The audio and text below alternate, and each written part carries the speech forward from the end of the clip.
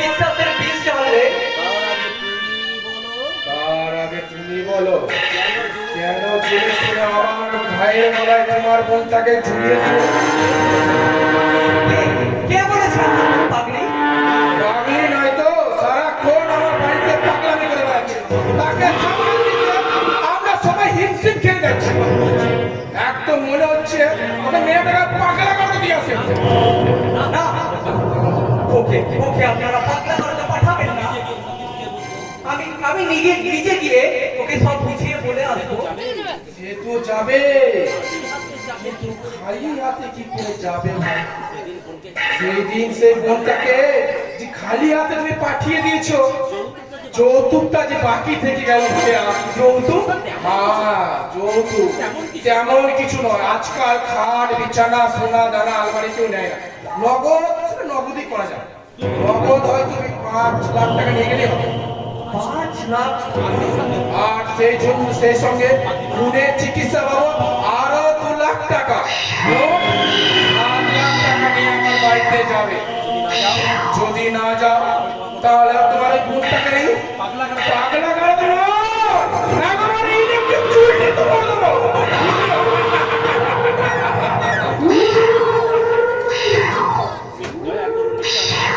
দয়া করুন মিস্টার নাথ, এত টাকা দেওয়ার মতো সামর্থ্য যে আমার নেই। দয়া করে আমার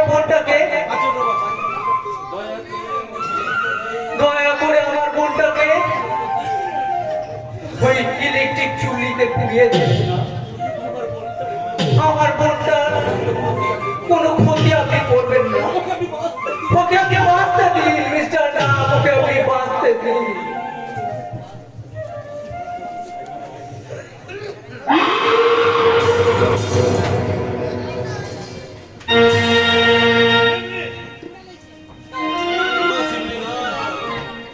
না ছিনলি না, এ হয় না।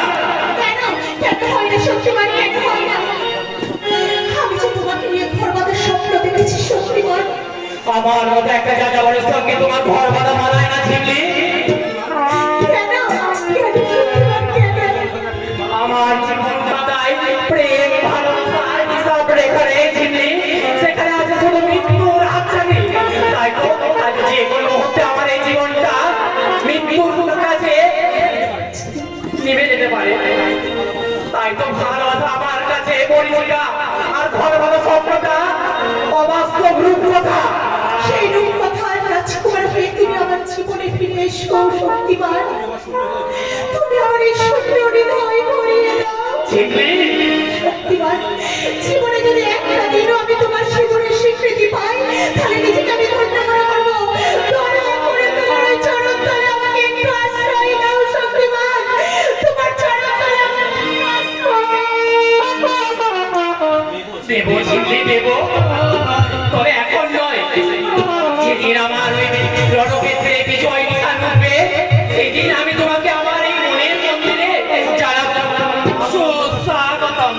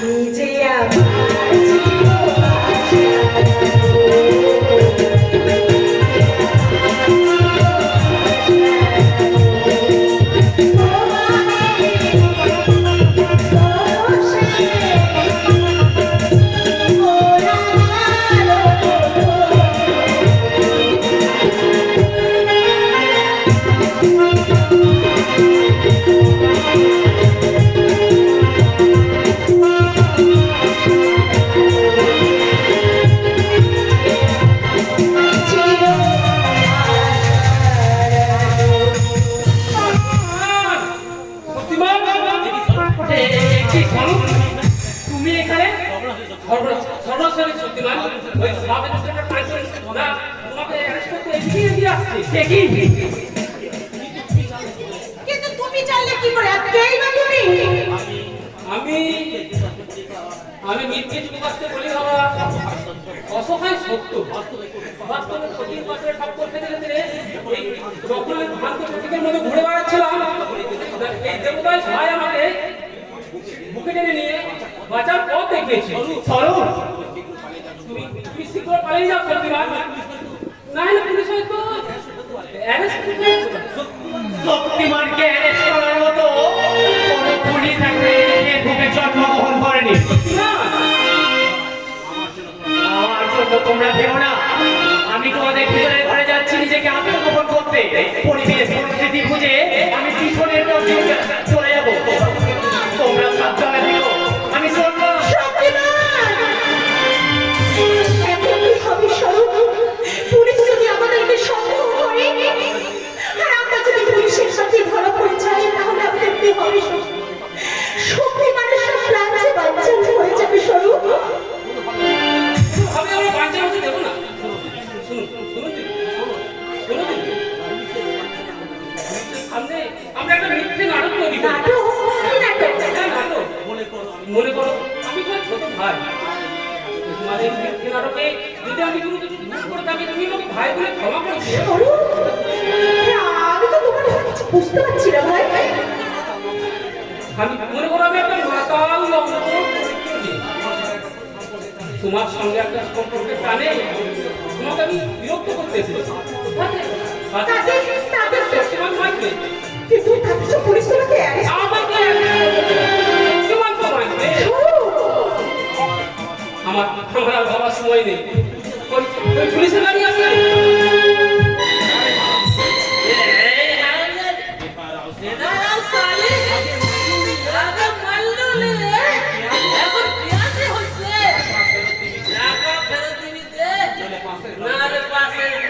চুপ থাকা ভুল বলেছি কিন্তু এত সস্তা নয় যে তুমি আমাকে এখানে ছাড় ছাড় জানাতে হবে ছাড় করতে ছাড়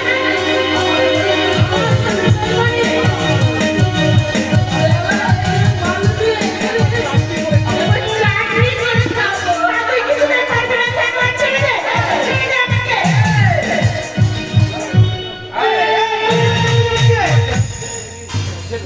দেখুন না স্যার ওই লোকটা আমাকে দেখুন না স্যার ফুটি করতে দেবো বলে আমার কাছ থেকে 100 টাকা মাইনে নিয়েছে এখন স্যার অস্বীকার করছি মিথ্যে একদম টাকা মিথ্যে স্যার এত অধপতন তোমার তুমি না একজন ভদ্রলোক আপনাদের এই ভদ্র সমাজে তো আপনাদের তো ভদ্র সমাজটাই তো স্যার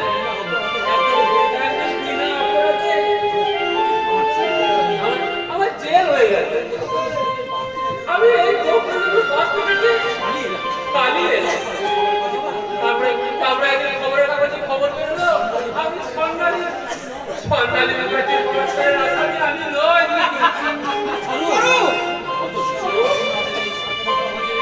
অথচ আমার এই সভ্য সমাজে একজন কেউ প্রতিবাদ করলো না কেন অপরাধ না করে আমাকে জেল কাটাতে হলো একজন সারাদিন তো আমি সারা জেল দেব না শুনলে তো আমি তাই এবারের মতো তোকে আমি এই জায়গা আমি শোধ করে গেলাম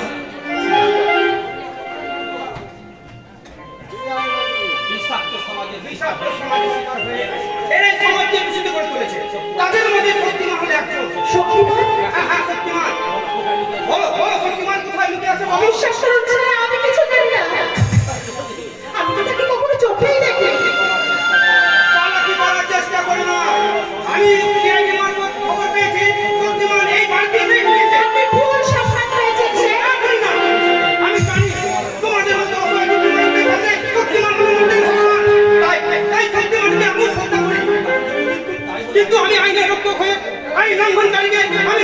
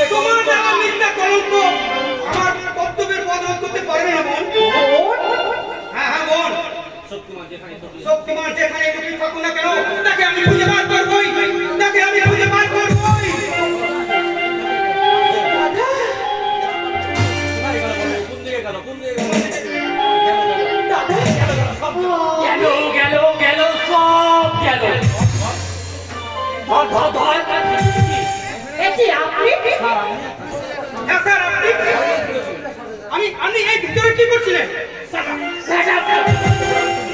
যত নষ্টের গোড়া হলে তুমি আমার এমন সুন্দর পরিকল্পনাটা তুমি ভেস্তে দিয়ে তো আমি বলবো না। প্ল্যান মানে? এই শক্তিমান এখানে আসতে পারে ভেবে আমি সকাল থেকে ওই ভাবটি মেরে হাতের তলায় ইঁদুরের উৎপাত জেনেও এখানে আমি লুকিয়েছিলাম। আর তুমি দিলে ভেস্তে তো আমি? হ্যাঁ হ্যাঁ তুমি তুমি ওই গট গট করে এখানে এসে গেলে আর শক্তিমান ফটাফট জানলা পেয়ে পালিয়ে গেল। আমি ওর ঠ্যাংটাকে বেশ শক্ত করে ধরেছিলাম, কিন্তু হারামিটা আমাকে লেগে ফেলে ভেঙে গেল। সব গেল সব গেল। তবু এখন দাঁড়িয়ে আছে। যান, ওকে গিয়ে শক্তিমান কোথায় আছে গিয়ে দেখুন। স্যার, স্যার, কোন দিকে গেছে শক্তিমান? এই পূর্ব দিকে গেছে। পূর্ব দিকে? হ্যাঁ হ্যাঁ নয় পশ্চিম দিকে। স্যার, ঠিক করে বলুন। আরে দেখতে আরে বাবা দিক তো চারটে নাকি? তো এই চারদিকের মধ্যে ওই একটা মস্তানকে তোমরা ধরতে পারছো না? যত সমাধানের চল যাও। আপনি আমার ঘরে ঢুকেছিলেন কেন? বলবো না। কেন বলবেন না কেন? আপনার লজ্জা বলে কিছু নেই? ছি, আমরা হলাম ওই পুরুষ মানুষ, আমাদের আবার লজ্জা কি? বলি লজ্জা তো তোমাদের মানে নারী জাতির অঙ্গের ভূষণ। আর সেই অলংকার তোমরা পুরুষদের মধ্যে বিলিয়ে দিলে তবেই না তোমাদের নারী জাতির সার্থকতা। এই, দাঁড়িয়ে যান, দাঁড়িয়ে যান বলছি, কোন দিকে? যাবো না। কি? ওই শক্তিমানের সঙ্গে তোমার আমি সব ধরে ফেলেছি, সব শুনেছি। তাই তো শক্তিমানকে আমি নিজে হাতে ধরে গুলি করে তোমাকে নিয়ে আমি কি করবেন শুনি? বলবো না। ও কেন বলবেন না? আরে বাবা, কি হয়েছে তারপরে কি দেখলেন বলুন। আচ্ছা, তখন আমি কি করছিলাম শুনি? কি জাদু করেছ বলো না, ঘরে আর থাকা তো হলো না। কি জাদু করেছ বলো না, ঘরে আর থাকা যে হলো না। কি জাদু করেছ বলো না,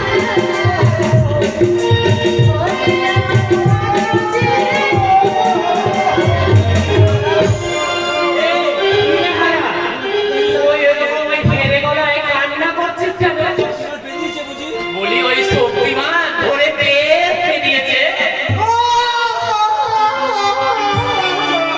চুপ করো তোমরা। ওই হেরে গলায় যখন কান্না করতে তোর লজ্জা করে না? নয় তো কি, যদি ওই আসল কান্না হতো তাহলে ও চোখ পেয়ে জল বেরোতো। ওরে হারামজাদা, তোর চোখে এত জল? ওদের কান্নায় তুই হারিয়ে দিবি তো কেন কাঁদছিলি বাবা? আরো একটু বল তো। আপনি যদি ওই গাছেরও খান আর তলারও কুড়ান, তাহলে আমরা কি খাবো হুজুর? তার মানে আমার সাথে ওই ফুলবালির বিয়ে, হানিমুন আর বাচ্চা পয়দা করাই বাকি ছিল। বাকি সব কিছুই জানা হয়ে গেছে। ওরে হতভাগা, তাহলে আর বাকি রইলটা কি? আছে হুজুর, কবে বিয়ে করব, কোথায় ফুলসজ্জা করব, আর কি বাচ্চা পয়দা করব, এগুলোই শুধু ঠিক করা বাকি আছে। ওগুলো ঠিক করার